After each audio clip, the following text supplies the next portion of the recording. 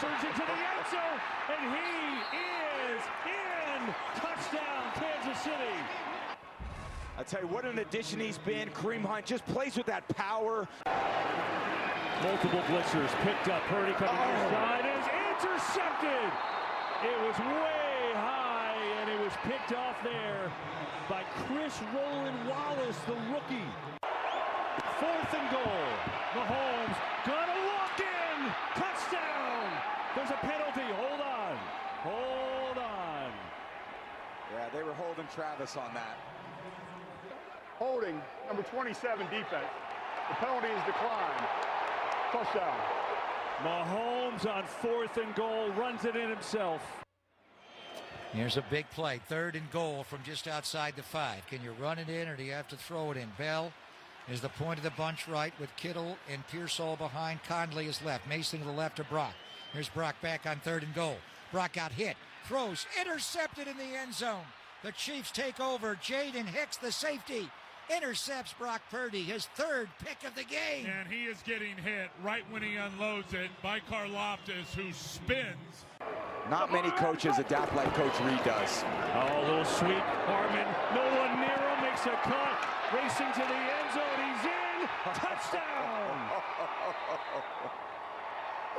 The icing on the cake to McCole Hardman. We got plenty of room to improve on things. Eventually, guys will start coming back. But the thing I appreciate the most are guys stepping up, and then the other guys trusting them to step up. So, and believing in them, and then the coaches just coach them. Each brings them in, coaches coach them, and I appreciate that to put us in this spot right here. So there's a lot of things that go into it, but I appreciate the attitude of the guys. I don't want to say it doesn't come easily because we're winning games against good teams by a good amount of points, and that's as easy as that's easy for the NFL. But I just don't think it's normal for what you've seen from us because there's not a lot of passing touchdowns. There's been a lot of turnovers, especially by me. And so I think it's just showing the versatility of our team. It's not just about me. It's not just about the stats and the light show and stuff like that. It's about playing team football. And I believe that if we continue to work, we'll get better offensively, throwing the ball down the field. But until then, it's nice to know that we have a great running game. We got a great defense, and we're able to execute whenever the time comes to win football games.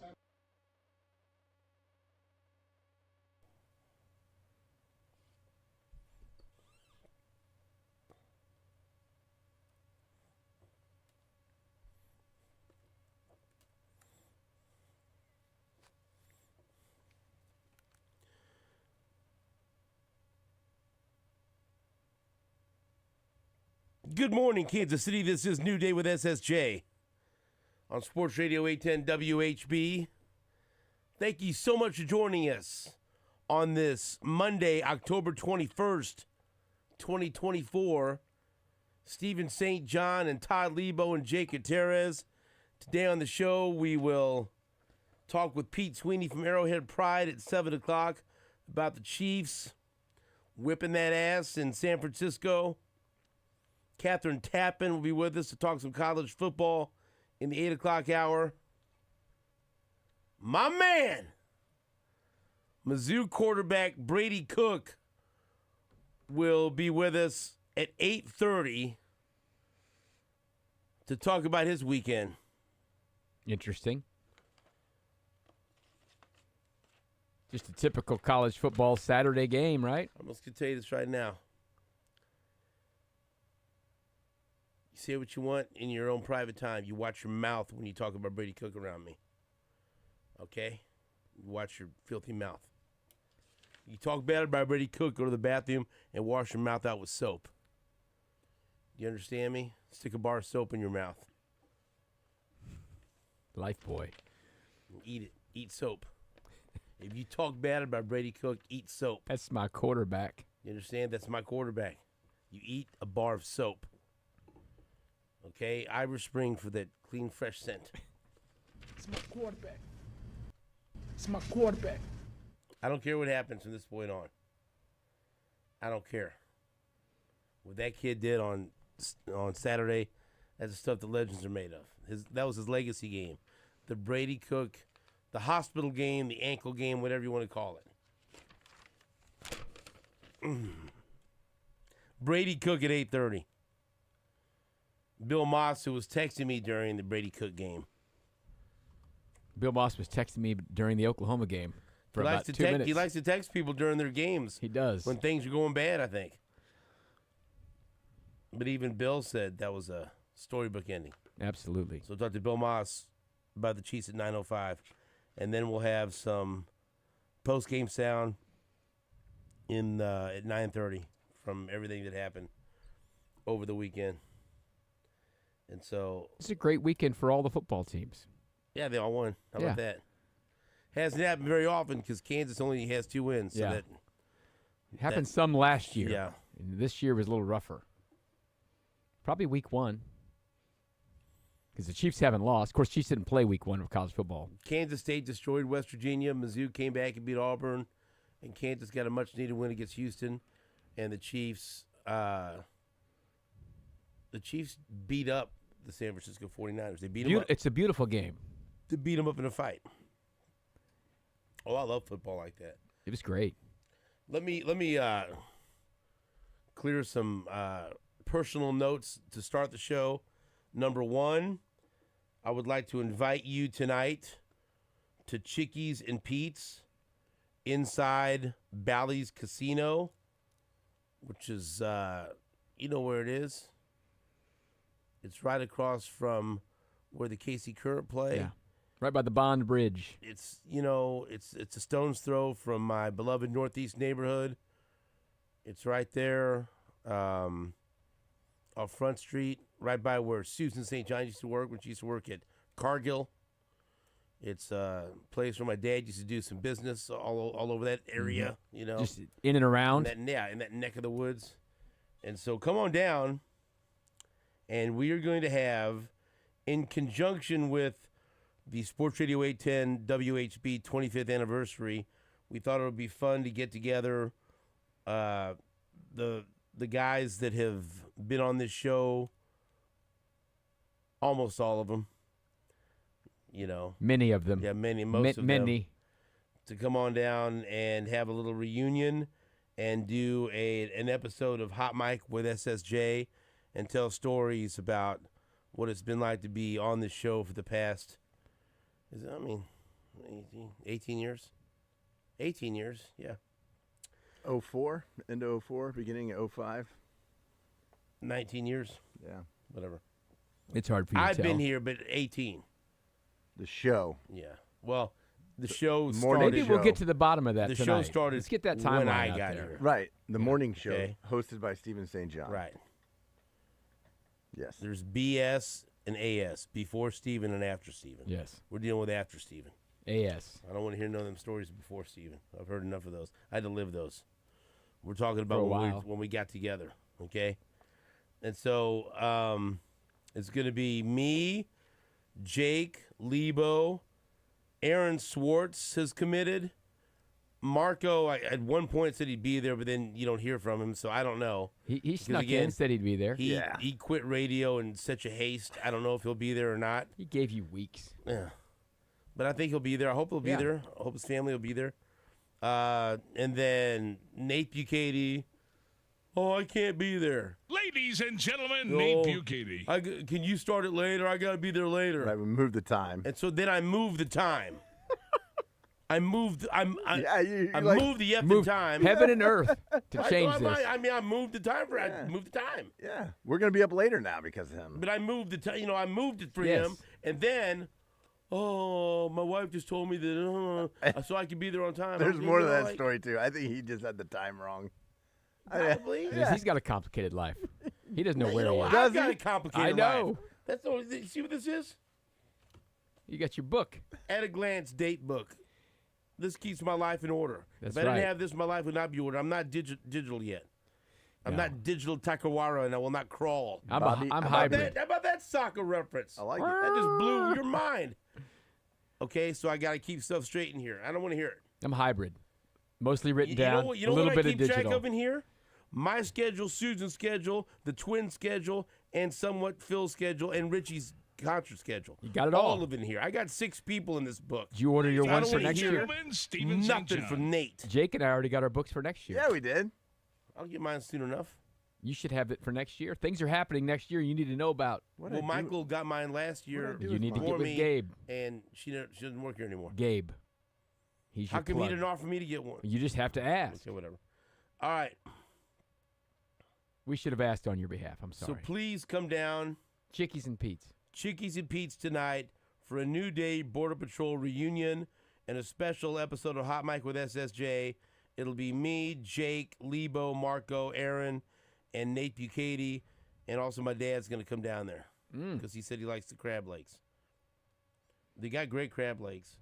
And also, if you want to get there early and get ready for the Monday night football doubleheader, they got great specials from 3 until 6, like buy 1 pound of boneless wings, get a half pound free. You got happy hour deals on pizza, shrimp, and cocktails. Great stuff. I recommend the lobster pizza. I recommend the crab legs. They're going to give us a bunch of food to try so we can talk about it on the air. We're going to have some shellfish, so don't be selfish. And Get your shellfish. All right. That first Monday Night Football game is I'm going to bring some giveaways, too. We got giveaways, please. I got some retro Border Patrol T-shirts. Okay, we got giveaways. All right, thank you. Extra smalls? I got all kinds of sizes. You got the sizes? I got a box full of them. Oh, really? A box full of them. And Leabo said if enough people show up, No. he'll go into the casino and gamble $1,000 of his own money. I'll do that. Well, but you don't need anyone to show up to do that. You'll just do that on your own. I'm trying to entice people to come down there. You're just gonna do it. So My wife's coming down there with me. She's not going to let me bet $1,000. It'll be great. Bally's, all right? Chickies and Pete's, it's awesome inside Bally's Casino. Tonight. And then one other note, is to let you know this. I'm sad. My family's sad. My daughters are sad. Julia's very sad. Our oldest cat, Dottie, passed away. And she was 21. And she was like my mom's cat. That's an old cat. My mom passed away in 2006. Yeah. And so my mom had a couple of cats before she passed away, Dottie and Tuxie, and they were sisters. And Tuxie passed away a couple of years ago. Dottie passed away, but she passed away at home surrounded by her friends, her kitty friends, kitty and dog friends, and the family. It was sad, man. It's hard, man. God, it's sucks. a family member. And look, I get it. Some people don't understand why we invest so much time and effort and love in pets. I've always had pets. As you make fun of me. Do you know the number right now? Leave me alone. You don't? We're a big time pet family. We're animal lovers. My wife grew up on a farm, and she also worked for a vet for a while. She loves animals. We foster animals. And so like. So if you'd like Steven to foster a pet for you, no, that's reach not out what to I him. said. No. And so it was tough. So. That's sad. It's very sad. So rest in peace, Dottie. One of the toughest old girl, one of the toughest cats I've ever known. Maybe the toughest cat I've ever known. And now she's back with my mom. So there you go. My mom's like when Susan said, we shouldn't do that. My mom didn't care. My mom would feed her tuna out of the can. So right now, Dottie's getting some delicious tuna. Heavenly out of the can. tuna.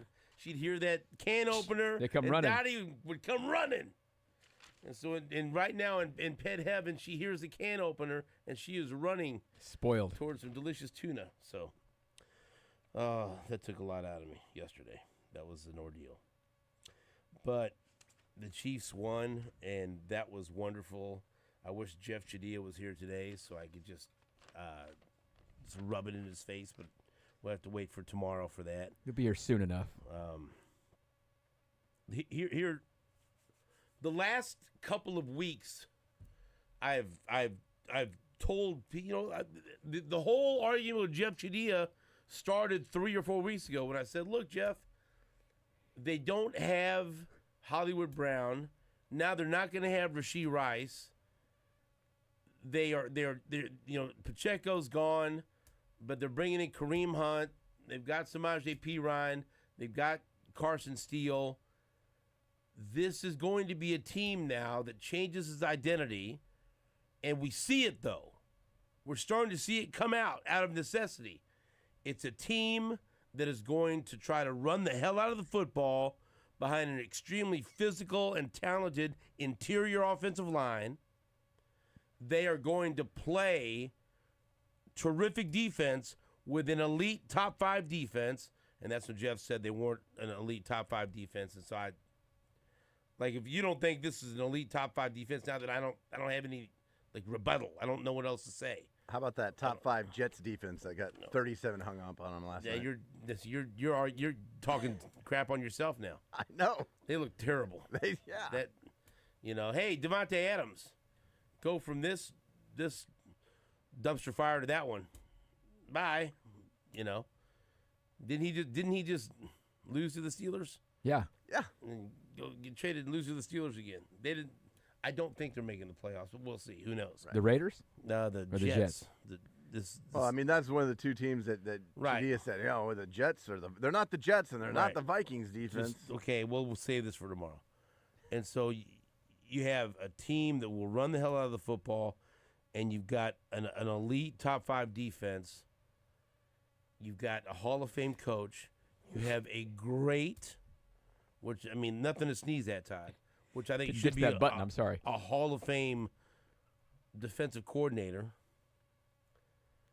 But then you've got the best quarterback who he's not putting up great numbers. And I'm like Shannon Sharp, tweeted something, the Chiefs are winning despite despite Patrick Mahomes not playing very well. Do you not watch the games? You just look at the box score and you think, he didn't play very well. Did you see some of the plays he made yesterday? Did you see that run when he made the 49ers look like fools? And I don't want to hear, they're afraid to tackle him. It's like, no. Patrick Mahomes put clown shoes on the defenders. And then he ran someone over in the end zone. Oh, he was afraid to tackle him. He wasn't afraid to tackle him because at that point, Patrick Mahomes is a runner. He was no longer a quarterback. He was running the football. And that guy had laid some big hits on other Chiefs offensive players in this game, and Mahomes put the truck stick on him. Like Mahomes said after the game, I've got some weight on me. I'm a big quarterback. And ran him over. And so Patrick Mahomes asked the 49ers if he was any good yesterday. Ask them about some of the third down plays. Ask them about some of those weird throws, off-platform throws. Ask them about how he was with his legs in crucial situations. Go ahead and ask them. See what they say. Or you could be lazy and look at the box scores. Oh, well, now he's got more interceptions and touchdowns. He can't be very good. Great. Keep thinking that, and then keep watching him and the Chiefs beat your favorite team. And then piss and moan about it and blame the officials and blame the NFL. All right? This team has established their identity. They are tougher than your team. Name a team and the Chiefs are tougher than them. The 49ers have made their bones playing great defense, running the football, and pushing people around. The Niners got pushed around yesterday. The Niners got bullied yesterday. The Niners got run over yesterday. They didn't run the ball very well against the Chiefs, did they? Oh, that's a theme, isn't it? Nobody runs the ball very well against the Chiefs. Brock Purdy looked very ordinary yesterday, didn't he? He sure did. Did it look like the Chiefs were able to run the football effectively against the vaunted 49ers defense? And, man, I don't want to hear about who they had missing because I got a list of players the Chiefs were missing. Who in God's name was playing wide receiver for the Chiefs by the end of that game? Give me that list. After Juju Smith-Schuster went out with his hamstring injury, re-aggravating that, who you got? McCole Hardman, Xavier Worthy, Justin Watson, and Sky Moore, who once again makes a quick cameo. Ball hits hands, ball hits ground, ass hits bench. Bye-bye. And then he's out there getting in, he's in shoving matches. Fights. He got into a shoving match after the game. Wanted to make himself known. Well, he did. And so, if you don't see this team's identity, you're blind. And this is it's ironic that Tom Brady's calling the game and I don't care if this irritates people when I say it, 'cause it's true, extremely Patriot-like. We've seen this before. When a team understands that every year the team's a little bit different, the roster's a little bit different, and you have to be able to game plan around who you have. And it takes a little bit to evaluate what are our strengths, what are our weaknesses, how do we play up to our strengths, how do we try to protect our weaknesses, and how do we make the most of what we got. In the offseason, they thought their identity offensively was going to be much different. With Hollywood Brown and with Rashee Rice and with Isaiah Pacheco, they thought the offense was going to be more opened up, more deep threats, more high-flying. Hollywood Brown gets hurt. Then Rashee Rice gets hurt. Isaiah Pacheco gets hurt. You can't do the same thing. So you start to figure some things out. And they're adding people on the fly. Look how late they added Samaje Perine. Carson Steele was an undrafted free agent. They bring in Kareem Hunt off the street. Look how late they added Juju Smith-Schuster. They're piecing this thing together. They had to change left tackles. And they're figuring things out. They got a defense who can go toe-to-toe with anybody. They got a defensive coordinator that is a Hall of Famer. Okay? And so then you have a team. Now, the team, and Tom Brady did an interview after the game with the studio guys on Fox that was talking about this. And he said, now, this, you'll play these games and you'll end up getting into a lot of close games. But then guess what? In the fourth quarter, with Andy Reid and Patrick Mahomes and Travis Kelce and Steve Spagnuolo and Chris Jones, guess who's going to win a vast majority of those close games? The Chiefs. They're totally cool with it. Oh, we're down a score in the fourth quarter? Okay, here we go. Oh, we're up a score in the fourth quarter? Let us run the football over and over and over and over and over. Play the song over and over again down their throats, even when you know it's coming. With Kareem Hunt, with Carson Steele, with Samaje Perine, with all of them. And then a little dash of McCole Hardman that leaves Tom Brady laughing like a maniac. They did to the 49ers what the 49ers want to do to other teams.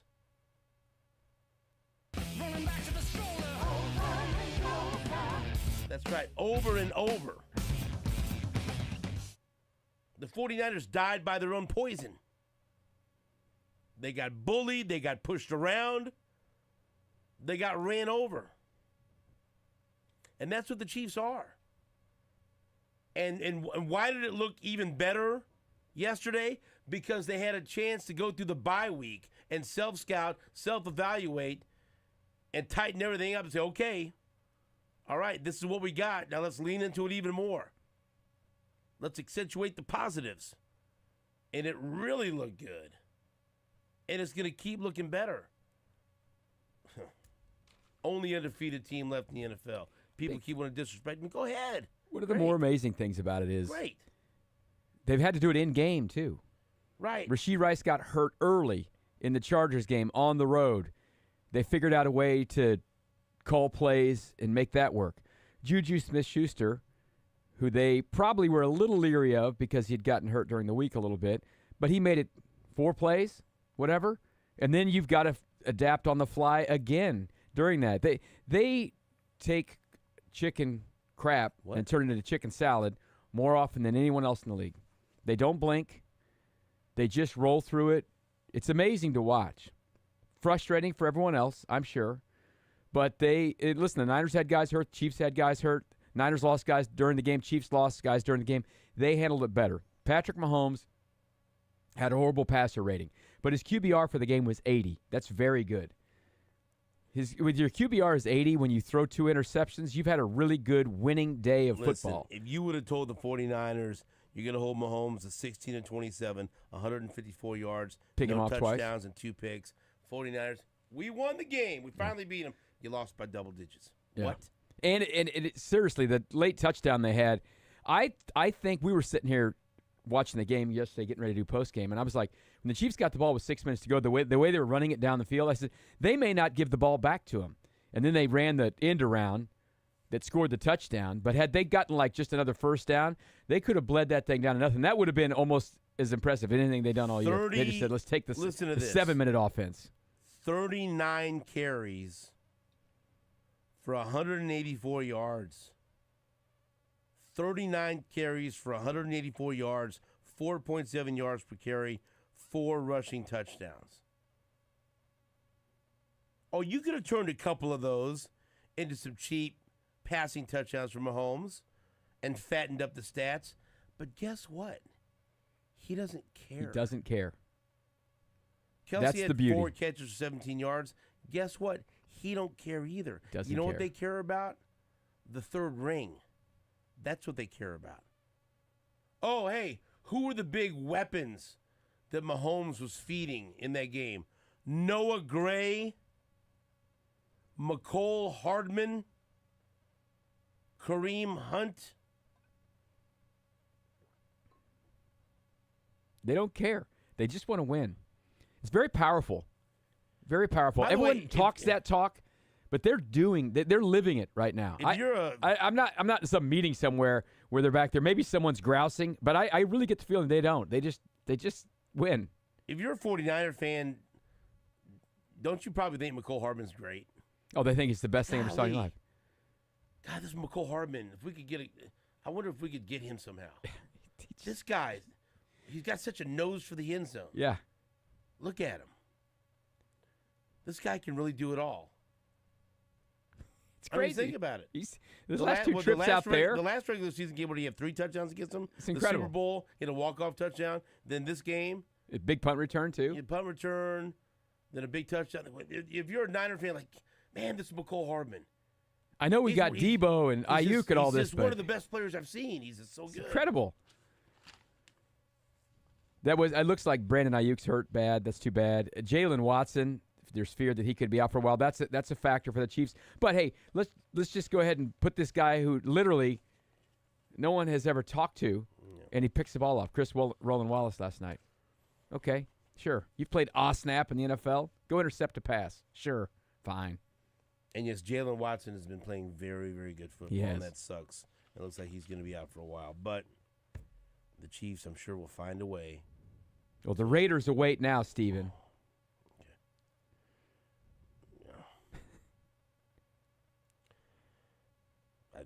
They're not worth the time it would take to talk about them right now. We'll break. Back after this on Sports Radio 810 WHB.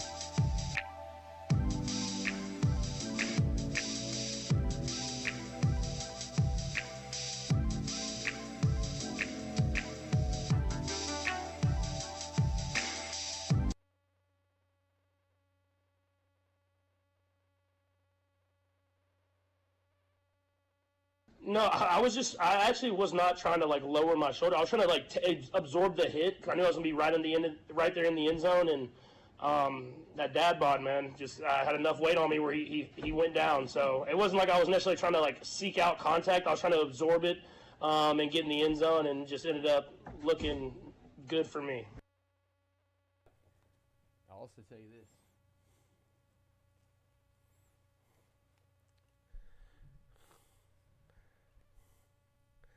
I got this guy. Hottogo. No, you don't. Todd Leabo is hot to go. Todd Leabo is hot to go because I was asking about Oklahoma in the commercial break. Not hot to go. There you are. I'm a reasoned, level-headed person, is what I am. Now, do you think the SEC is tough? You say these things like this. I'll tell you this. You know what the SEC is now? It's tougher than it was before. It was already tough, and it's even harder now. And they will never go to 9 conference games because 8's too much. It is the middle of October, and there are exactly 2 teams left undefeated in the SEC right now, and they play this weekend. It's crazy. And, by the way, none of the teams are undefeated. They've all got a loss. College football is wild this year, man. Wild. Good year to be wild. It's freaking crazy, man. It's absolutely crazy. It's nuts. Kansas won, Jake. It's a great day for KU. Houston's awful, and Kansas had 2 weeks. We said just listen. Here's the deal. Here's a good recipe. You want a recipe to be better? You go be +4 in turnovers, and you're probably going to win the game. So Kansas went +4 in turnovers, and they won the game. Is that good? Kobe Bryant with 3 interceptions. That's good stuff. If you go +4 in turnovers, you're going to win. You know what Oklahoma did this weekend? What? They went -4 in turnovers, and 2 of them were actual touchdowns. How about this? You want to tell you I told you he was hot to go. I'll tell you how. I'll give you a recipe to lose. What is it? Well, the recipe to lose: throw an interception on the first play of the game. That's number 1. And then about the 4th play of the game, have a strip sack for a fumble for a touchdown. And then on about the 8th play of the game, throw a pick 6. That's a good recipe. But they fumbled the ball. They only lost 2 fumbles. But they fumbled the ball 6 times in the game. Generally speaking, when you fumble on a play, it's not going to end in some like great thing for you. And that's not including fumbling the ball and losing it on a 2-point conversion. How about this? That's Brady good stuff. Cook hurts his ankle. The broadcast That's crew, a bad recipe. The broadcast crew has no idea that he hurt his ankle. He got well, how would they know? On a hip drop tackle. How would they know? know? I see it. I go, oh, no, he's hobbling. Broadcast crew says nothing. I don't understand why you Jake, expect shouldn't them to someone know. tell him something? Is there a producer or somebody that sees it? Because then he's hobbling. They say nothing. Well, they should have a spotter in the Then booth. he tries to hand the football off, and he's hobbled, and they say nothing. Right? You could see it for a couple of plays. He's struggling with his ankle, with his foot, with a leg injury, and they're saying nothing. Then he goes back and collapses on the ground, and then, oh, look, a non-contact injury. Like, no, he got hurt 3 or 4 plays before. What do you mean? How do you not know this? You're calling the game. I'm not. In what regard? They did a live on I think it's CBS Sports Network. You know what? There are the quality of the sport game broadcast has gone down dramatically. Brutal. Yeah, but Gabe DeArmond was on there saying the exact same thing in game. He did it in game that he should probably have been out 3 or 4 plays before that. Well, he got but the broadcast crew had no idea. That's what I'm saying. Oblivious. Gabe DeArmond is at the game watching it. You're at home watching it, and all this is going down. And how do you miss that in the booth? You have a statistician. You have a spotter. Anyway, leaves the game, goes to the hospital to get an MRI. Does that? He admitted it. Did everything they could to get him back out there. He said finally they tried one thing and it worked. So you can imagine what they did to that ankle. We'll talk to Brady Cook at 8:30 live on the show. Here's Brady Cook after he comes back from the hospital where he got the MRI, does what he has to do to get back on the field, and leads 2 touchdown drives, including a 95-yard game-winning touchdown drive at the end of the game to win it against Auburn. Here's Brady Cook after the game. Come back out, your team down 2 scores. How did you pull off this win? I don't know. I really don't. That second quarter, I sat in silence and we were figuring out what we had to figure out. And I came back and I just knew we weren't going to lose this game. Not on homecoming, not today, not like this. We weren't going to lose. You're emotional. What brings you to tears? Oh, I am emotional. I am. Mizzou means so much to me. The first 6 games, they haven't gone the way I wish they would have in a lot of ways.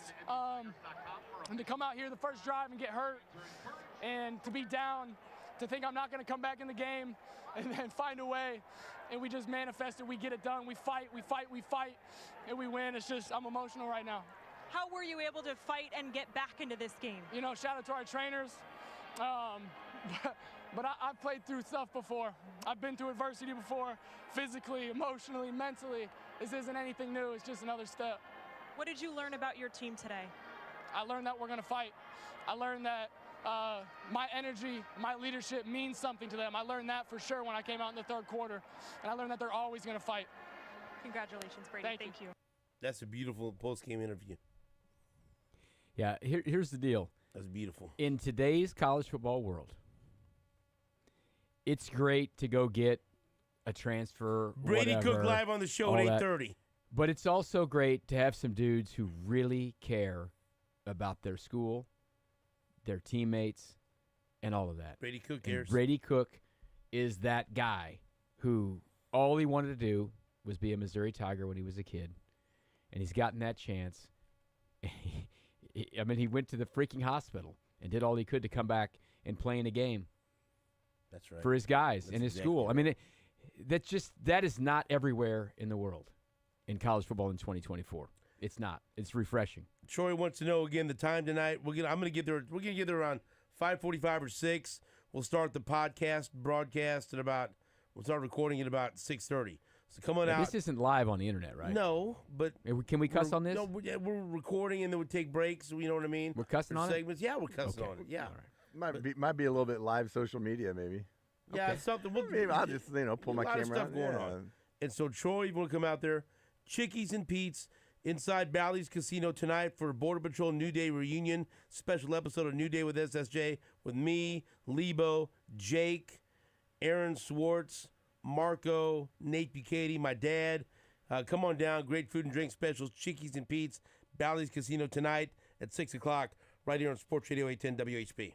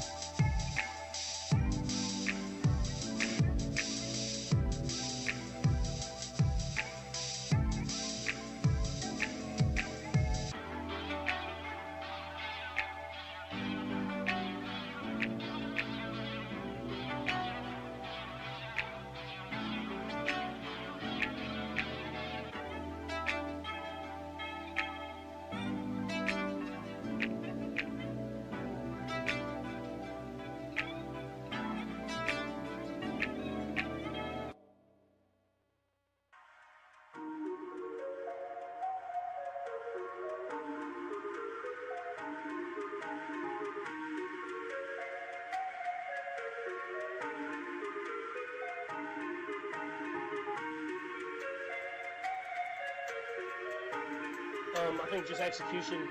Obviously, we were able to run the football.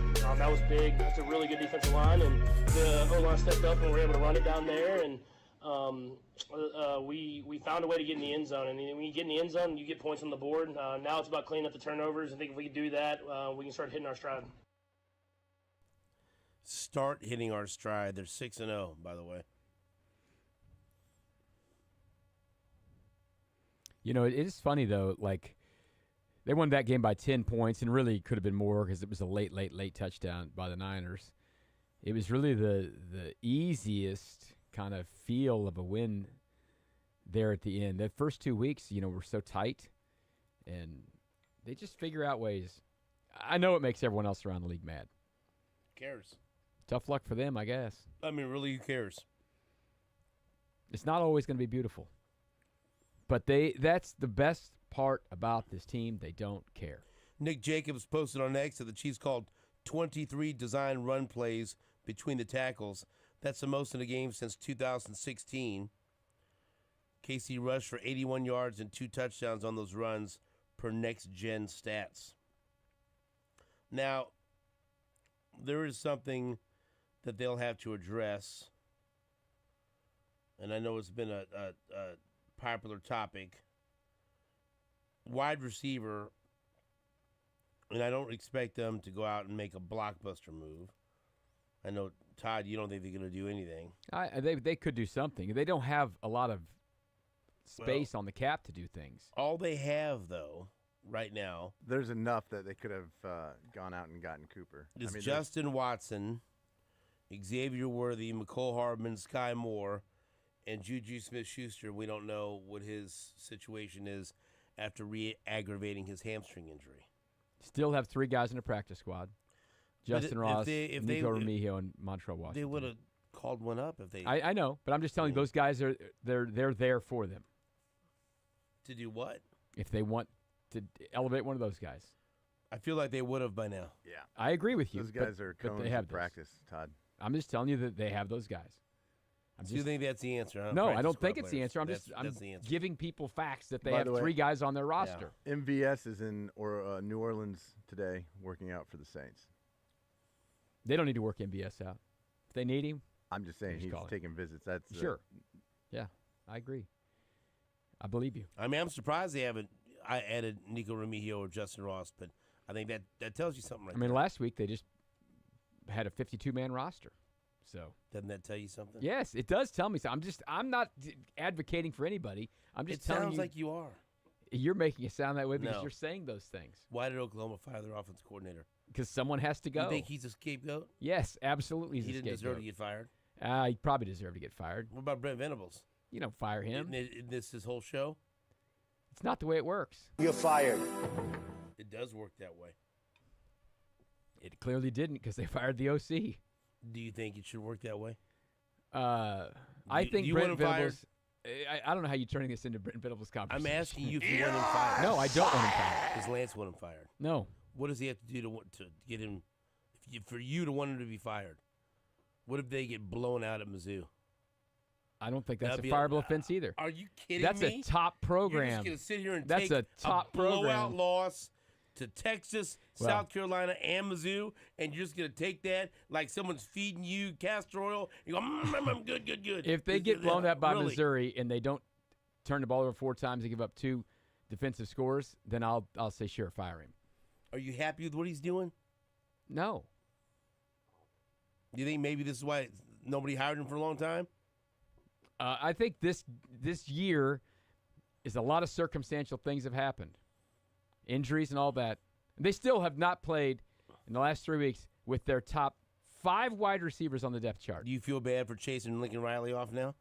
I didn't chase him off. By the way, his buyout's twice as much as Brent Venables, and they've lost more games. Who's on your short list right now? For what? To replace Brent Venables. You know who I'd take? Who? Kurt Signetti. This guy can coach. He doesn't give. The Indiana guy can doesn't coach. Care about he just says, I win. Look at my resume. I love that dude, He said, by the way. Google me. Google me. I love that guy, by the way. I don't care about nothing. Hey. All he does is cover the spread. Can I tell you something? That's all he does. Hey. And I'm not. Indiana has been a money-making machine. Cignetti and Indiana set Nebraska's comeback back a few. about 2 years. Yes. They thought, okay, we're good again. I'm telling you right now. And they left Indiana like, okay, we're not. Indiana's probably going to be in the playoff. Right now they are. I mean, they do play Michigan and Ohio State, but not much else. Michigan's not very good. Yeah, and they just got beat by Illinois this weekend. Michigan's coming to Indiana in a couple weeks. Would Kurt you take him right now? I want Kurt Cignetti to run the offense. No, to head coach? No, I'm with Brent Venables. He's going to go be the offensive coordinator? It's a better job than Indiana. Silly. No, it's not. It's the SEC. It's not. It just means more. Offensive coordinator at Oklahoma is not better. In the SEC, not Oklahoma. In the SEC is better than being an NFL head coach. By the time you need a head coach, he won't be available. If I I'm told you making right jokes. now, What's in that cup? you could make the move and you could have him, would you fire Venables? I don't want him. You're a liar. You're such a liar. I'm not blaming Brent Venables for Why not? that disaster that Who happened else on do you Saturday. blame? Texas The isn't even offensive that coordinator. good. Texas got beat silly by Georgia. I'm not talking about Texas. I'm talking about the South But Carolina I'm telling game. you, It starts from the the top, only way that Todd. looked right is if Texas was some super team, and they're not. There are no They super got teams. worked by Georgia. There are no super teams. And they were cheating for Texas the entire game. Who was? The refs. Oh, wow. They kicked two Georgia I see guys it. out on targeting plays. Did you see him pick this Yeah. flag up? Mhm.